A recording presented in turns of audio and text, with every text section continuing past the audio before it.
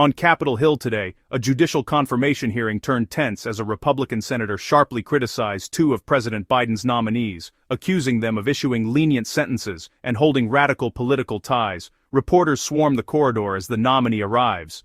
Inside, the committee room settles before questioning begins. The senator began by targeting Judge Lopez, claiming she has a long pattern of imposing excessively light sentences, including a child molester who abused two young children and received only 6 years, and a mother convicted in the fentanyl-related death of her 1-year-old son, who was sentenced to 4. He argued Democrats placed her on the panel expecting Republicans wouldn't have enough time to confront her full record.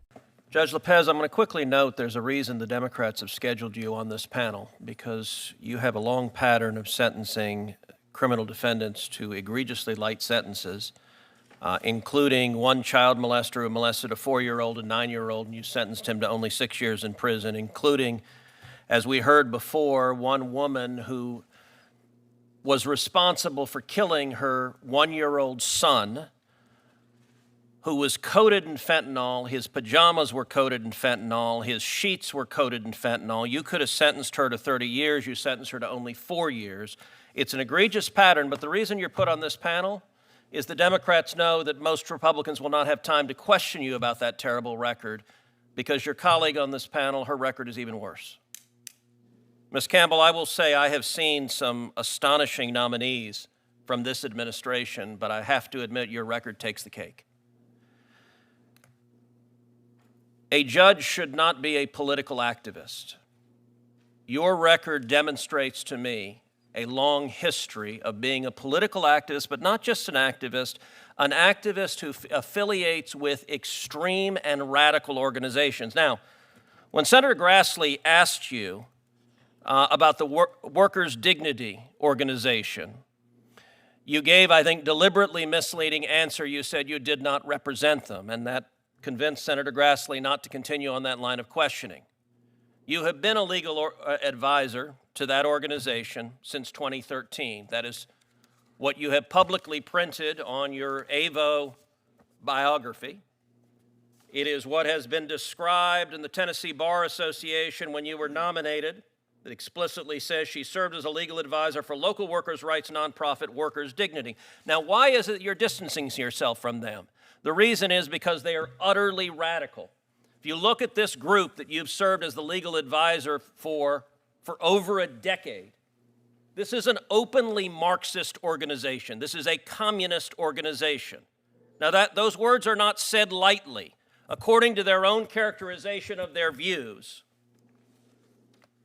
this group says there's no election outcome that improves conditions for workers. The laws of this country have never worked for our people, and now that the system is crumbling, we will continue to stand in community and solidarity with each other. The only way we win in a world we deserve is by building a multiracial working class revolution that can push out white nationalism, violent state racism, and the capitalist class that is desperately clutching to hold control and profits as the people rise up. Why have you spent a decade as a legal advisor to an openly communist and Marxist organization?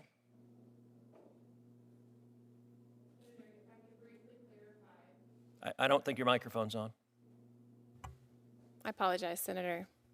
If I could briefly clarify, more than a decade ago, probably for the course of 2 or 3 years, I served on an advisory board that helped this, at the time, was supposed to be a nonprofit workers' rights organization get set up and get started. Did you know they were a communist organization? Senator, at that time, they did not express these kinds of views. It was an organization. So this is new. This wasn't the case then. Yes, and I have not been affiliated with them in more than a decade. You're aware that your current profile that you have up, your legal bio, says you are right now an advisor to them. I apologize for any confusion about that. So your testimony under oath, and that's all right, the facts will come out, but your testimony, I want to make it explicit. Your testimony under oath is that you have done absolutely nothing and had zero contact with them for how long? I have not served on their advisory board for... You've done absolutely nothing and had zero contact with them for how long? Please answer the question. Many, many years. Senator. How many?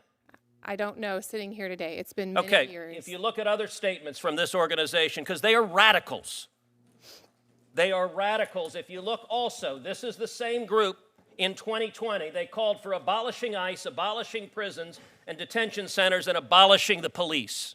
Why did you volunteer for a communist organization that calls for abolishing ICE and abolishing the police?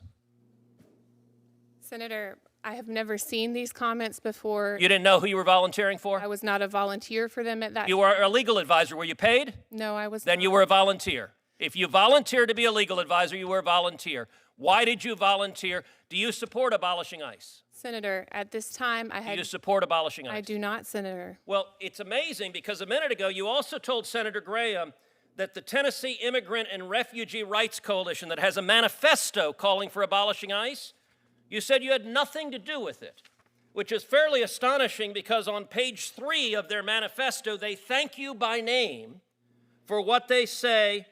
We would like to thank the following individuals and organizations for their thoughtful feedback and input. This platform would not have been possible without their expertise. Are they lying? Senator, I'm not familiar with that manifesto. Are they lying? Did you provide any assistance? Did you give feedback and input, which is what they say on the cover page? Senator, I didn't even know that existed, and so no, I did not provide input on it. And why, when Senator Graham asked why you gave money to this radical candidate who has said 52 senators are Jim Crow senators and said multiple of us are siding with the devil, you laughed and thought that was funny. But Senator Graham asked you a question. Look, that candidate was as radical as I've ever seen. And when Senator Graham asked why you gave money to that candidate, you just smiled and didn't answer. So why did you give money to a radical candidate who believes multiple members of the Senate are siding with the devil? Senator. Actually, Senator Whitehouse, you weren't here before, but there was an exchange with the chairman where Senator Kennedy asked for longer periods because you have 2 circuit justices, and the chairman said he was going to give additional time. So the comment they want to be gavelled as part of the show is not accurate, and Senator Welch said he was going to give additional time. In fact, he said at the beginning he was going to give 6 minutes. So my question, you did not answer Senator Graham. Mr. Chairman, how much time has expired? How much time has expired? I just want to clarify. I just walked in. Why did you give money? 6 minutes? Because it seems like more than 6 has passed. Why did you give money to this radical? Put up the devil one too. Why did you give money to this radical candidate? $1,500, a lot of money.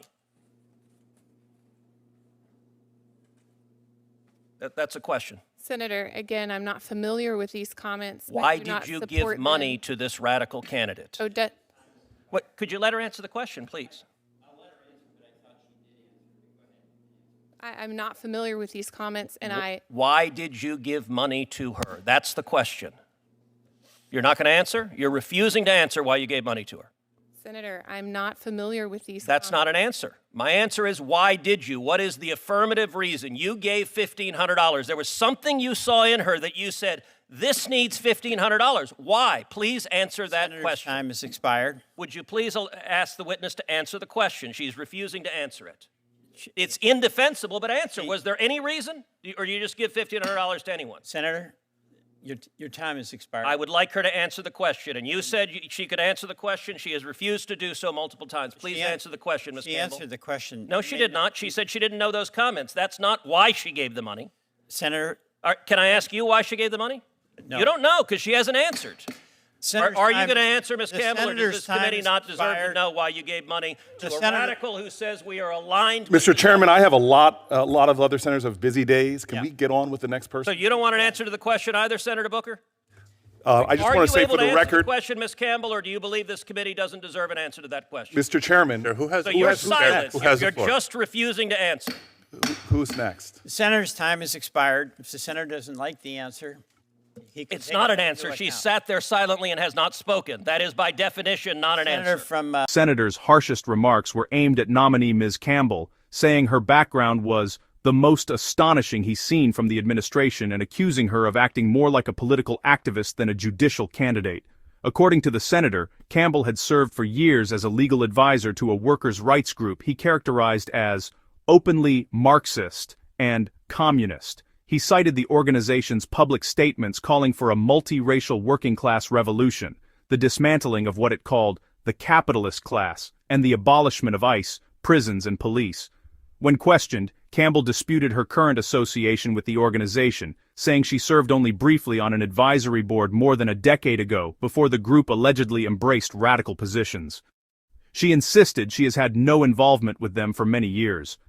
The senator pushed back, pointing to Campbell's current legal biography, which still lists her as an advisor, and to the group's 2020 platform, which thanked her by name for feedback and input. Campbell denied contributing to the document and said she was unaware it existed. The exchange escalated further when the senator confronted her over a political donation of $1,500 to a congressional candidate he described as radical, citing comments from the candidate that labeled several U.S. senators as Jim Crow senators and aligned with the devil. Campbell repeatedly stated she was unfamiliar with those comments, but the senator demanded to know the affirmative reason she gave the donation. As the back and forth dragged on, the committee chair reminded the senator that his time was up, but he continued pressing, accusing Campbell of refusing to answer the question and urging the chair to compel a response. Other senators asked to proceed with the hearing, while the nominee remained silent under the rapid-fire questioning. Nameplates shift as tensions linger. The confrontation ended without a direct answer and without resolution as the committee moved to the next member.